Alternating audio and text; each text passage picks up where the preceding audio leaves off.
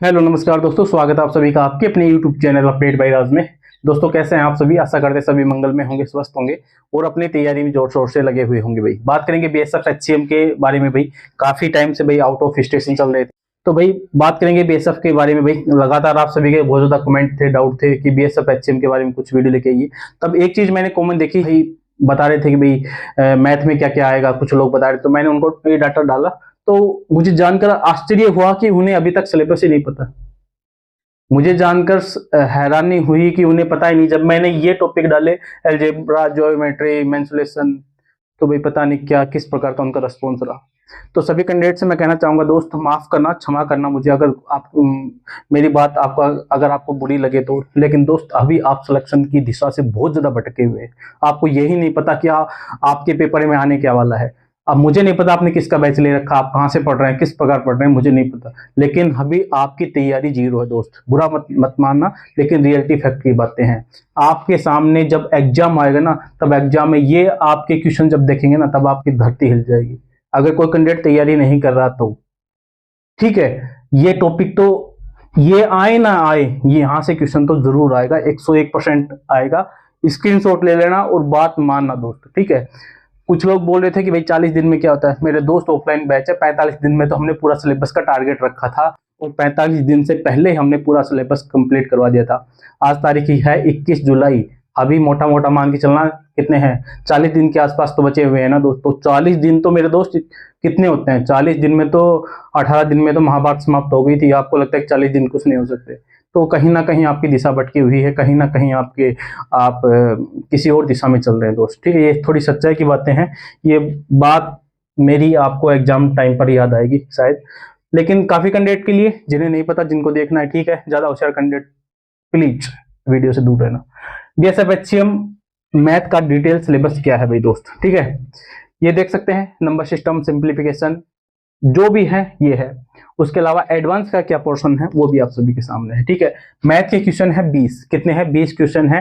Suppose करना कि 5 question आपके एडवांस के आ गए, कितने, 5 तो 15 है। 15 में से 15 तो ये तो हो नहीं सकता, 15 में से 15 कर देंगे, होते हैं, करने वाले करेंगे दोस्त। 1 2 3 4 5% करेंगे, लेकिन 95% नहीं करेंगे। मेजोरिटी जो है उसके बारे में हम बात करेंगे। 15 नहीं हो पाएंगे तो मान के चलने हैं 12 11 जो भी है करेंगे। और उन्होंने यहाँ तैयारी है नहीं तो कहाँ रह गए दोस्तों, आप कंपटीशन में कहाँ रह गए, आप समझने का प्रयास करना। दो चीज आपके लिए मोटिवेशन का काम करेंगे। जैसे कि सीआरपीएफ एचएम में हुआ ना, सेम स्थिति वैसे ही बनने वाली है। लेकिन इसमें थोड़ा प्लस पॉइंट ये है कि कलिकल एप्टीट्यूड है, जो 20 नंबर का है कलिकल एप्टीट्यूड, तो वो थोड़ा आप कर सकता है। क्योंकि वहां पर क्या थी, जीके थी, तो जीके ने हाल खराब कर दिया था, ठीक है। तो वहां पर कितनी है, 54 या 55 के आसपास है। जनरल कैंडिडेट फाइनल लग रही है सीआरपीएफ एचसीएम की, सेम वैकेंसी है, उससे कहीं ना कहीं ज्यादा ही है, ठीक है, उससे कहीं ना कहीं ज्यादा है। उसमें 1200 कुछ के आसपास थी, इसमें 1501 है, मेरे हिसाब से 1501 है शायद, ठीक है। किसकी बात कर रहा हूं मैं, बीएसएफ एचसीएम की बात कर रहा हूँ, ठीक है। तो 300 वैकेंसी कहीं ना कहीं प्लस है, तो इसलिए थोड़ा सा इसमें टारगेट बढ़ाना पड़ेगा। उसमें 55 है, तो ये मान के चल सकते हैं कि इसमें मेरे अनुसार 70-75 के आसपास तक आप मान के चल सकते हैं कि सेफ हो सकता है। इतना टारगेट लेके चलना पड़ेगा दोस्त, क्योंकि वो बात की बातें हैं कि भाई टाइपिंग में कितने कैंडिडेट फेल हो जाते हैं, वो बात की चीजें हैं। लेकिन इतना टारगेट तो हमें कम से कम लेके चलना ही पड़ेगा। बाकी पेपर का इसमें थोड़ा लेवल मुझे लगता है कहीं ना कहीं ईजी रहने वाला, क्योंकि क्लिनिकल एप्टीट्यूड है, हिंदी है, ठीक है। उसके बाद इसमें क्या आ सकता है, मैथ और कंप्यूटर, मेरे अनुसार 2 ही खेला करेंगे।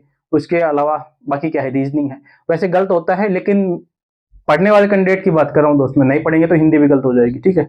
चलिए डिटेल सिलेबस की बात करें, पॉइंट टू पॉइंट चीजों को समझना भी।